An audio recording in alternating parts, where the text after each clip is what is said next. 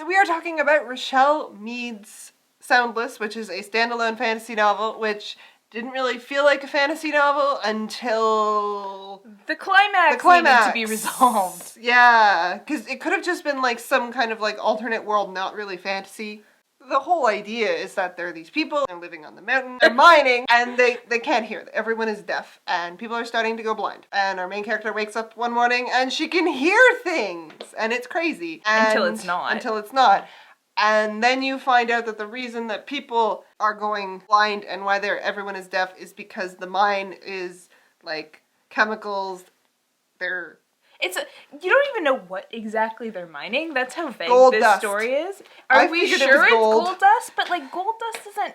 I just figured it was gold because they were talking about gold dust, but I'm like, gold isn't like that. Yeah. It's just some kind of magical jewels and stuff, and just because the chemicals in the rock over long time exposure, it causes bad health things. Your senses start to fade. Yeah.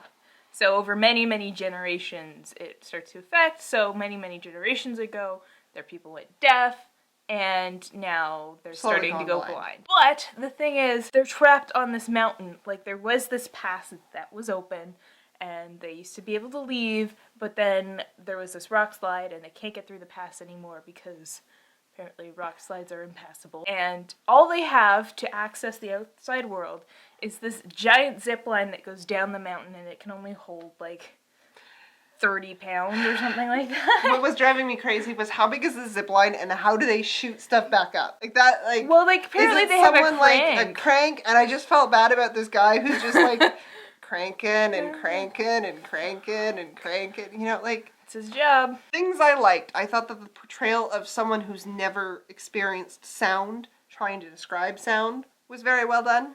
But I feel like it didn't, like, rock her world enough. Like, no. After she got, like, she has this, like, whole new avenue for, like, descriptions where she can be like, oh my god, I just heard this amazing, fantastical thing. It was, like, clear, like, something, and blah, blah, blah. And she could have had, like, this whole, like, new, like, level of just describing sound with tangible things. Did not happen at all. She likes birds, and music's pretty, and she's totally in love with this guy. Named Leeway. Which was kind of really boring. Yeah, it didn't really do anything for me. Like you're just like, okay, they're in love. And she's just like, I'm in love with him and we're gonna get married, but then I like ascended to the artist class and you know, the miners and the artists can't intermarry and we were gonna get married, but we never kissed.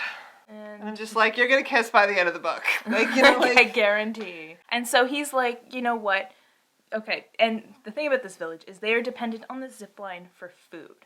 Right, so they send metals down, up comes food. Mm-hmm. But since people are going blind, they can't send down as many metals, so the township below is only sending up so much food, and they're not getting enough, so people are starting to starve.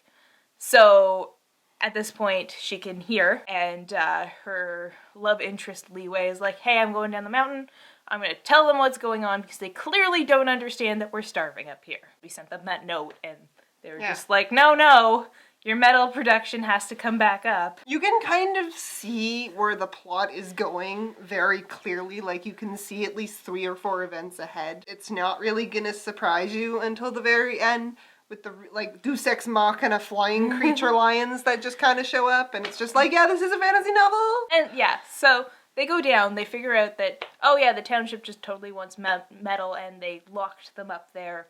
And now they're trying to keep them up there because they really want the metal for some reason. It's not like... Well, because the king wants it. And the last king was kind of okay, but this guy's a bit of a tyrant. But what does he want it for? Does he just want to be like the richest king ever? It kind of borders on the whole fairy tale, like...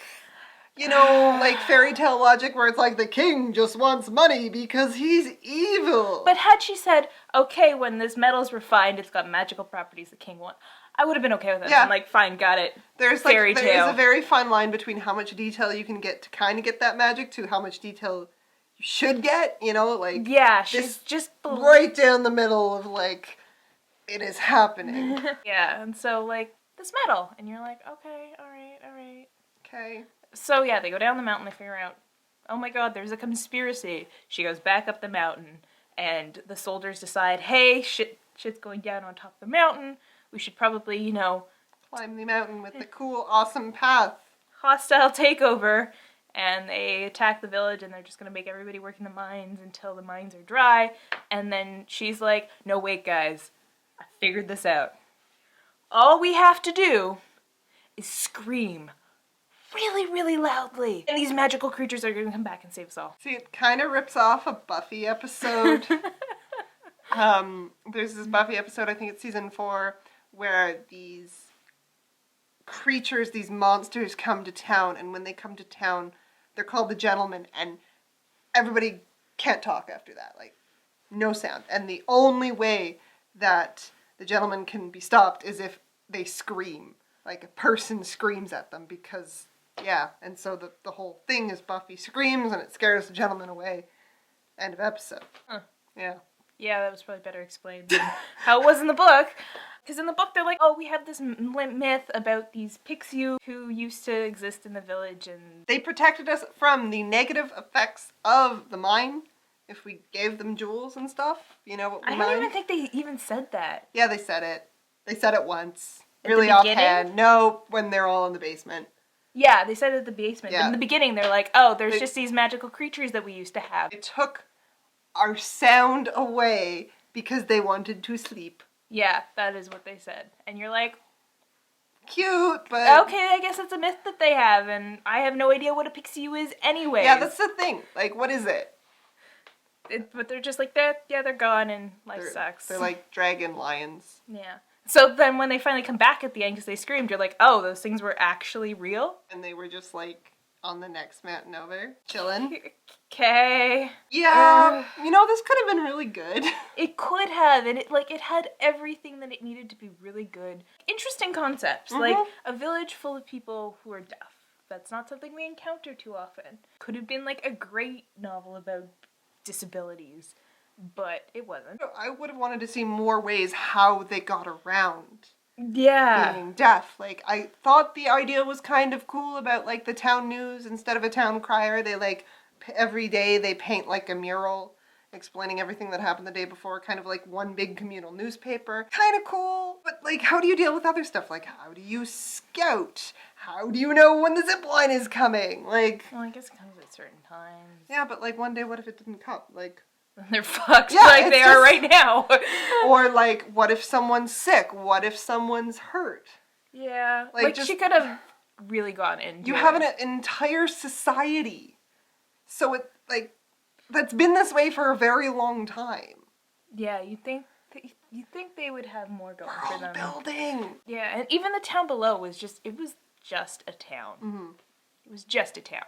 In a shitty location. Like, it's just a town. Mm-hmm. And so when you go in, you're like, oh, well, this is a town. Thanks. Kind of wanting them to go down and be like, there is no food.